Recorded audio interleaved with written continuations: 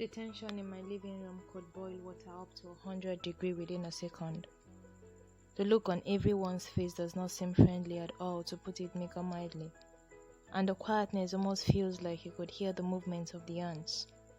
I'm seated here wondering why we have to gather this much people before my wife's 27-year-old younger sister tells us who owns her pregnancy.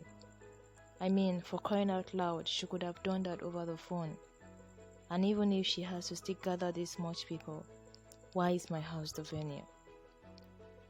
At least my father-in-law's house is more central.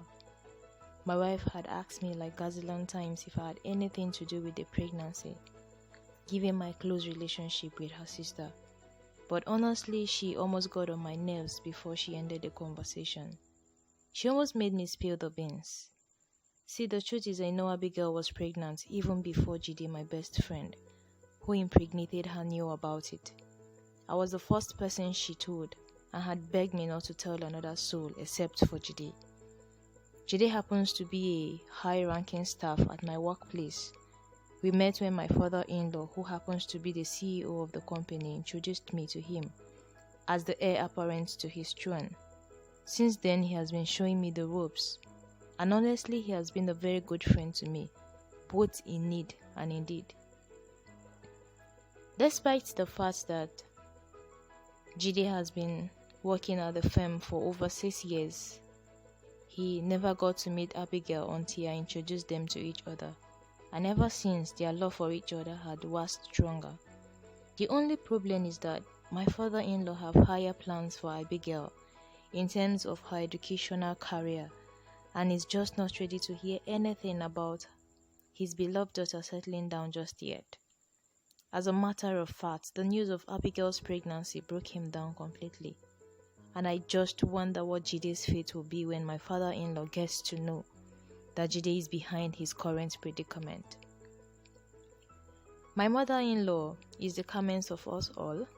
She really didn't care if her second daughter marries right away as long as the man is decent enough. And I'm sure the news that Jide is responsible for her daughter's pregnancy will be a welcome idea.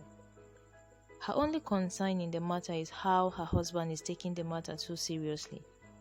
The look on my mom's face is that of confusion and hope. She happens to be a part of this meeting mainly because she has been with us ever since my wife gave birth to Caleb, our son, 3 months ago. She hopes everything goes well. Like my wife, she has her doubts too, but once I told her I didn't do it, she believed me.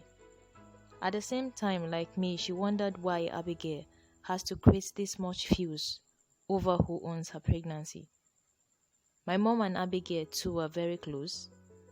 Their relationship goes way back when Abigail's parents had moved abroad, and she was left with my mom in order for her to complete her WAEC examination. She lived with us for over a year, and she has been very close friend to my family since then. As a matter of fact, my mom always chided her as my wife back then in her teenage years, even up to her early 20s.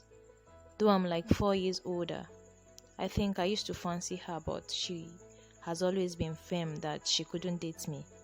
I used to think she was trying to form class for me until she introduced me to her sister.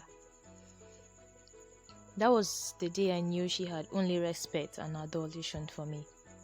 Her sister was and is still the finest thing I've ever seen.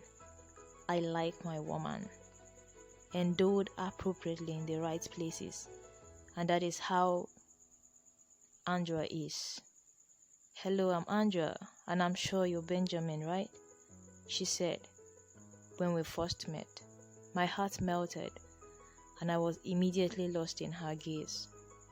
I quickly gathered myself together to give her an answer. "Yes," I said. That was our first conversation, and that was how we hit off until this day. My father-in-law had always thought it would have been my wife that would bring in an unwanted pregnancy to his family. She had been the black sheep of the family. There was a time she eloped with a man for over 3 years. She had just returned home when I met her. She told me everything about her past and I didn't care.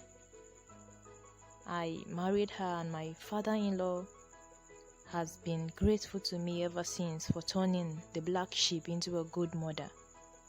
When the news of my wife's pregnancy got to him, he bought me a house in Bagada, in Lagos, to show his appreciation. Fast forward to today. It is the golden girl that has now made us have this gathering. Abigail came in alone without the main culprit in the matter. She looked dull, remorseful, and scared. She greeted everyone and went straight to sit beside my mom.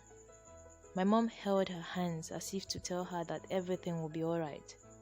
In my mind, I'm like, let's get this over with. ASAP. Chelsea's versus Arsenal's match will soon start. Abigail rose up and said, "Good afternoon, everyone. I called this meeting today because of the gravity of the sin I've committed." In my mind, I'm like, sin? Now wow, ordinary pregnancy. She continued, "I hope everyone affected by my actions will find it in their hearts to forgive me." My friend, will you cut off the chase and tell us who owns that shameful thing you call pregnancy? My father-in-law cut in. How about calm down now, at least let her finish what she has to say. She will soon get there. His wife interceded. "Okay, Oya, continue," he retorted. By this time, tears had started pouring out from her eyes, and I was just stunned at how she was making this look like we are dealing with a murder case. She continued her speech.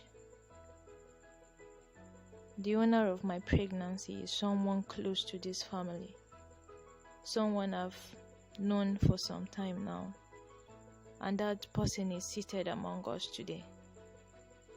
The owner of my pregnancy is Benjamin." To be continued.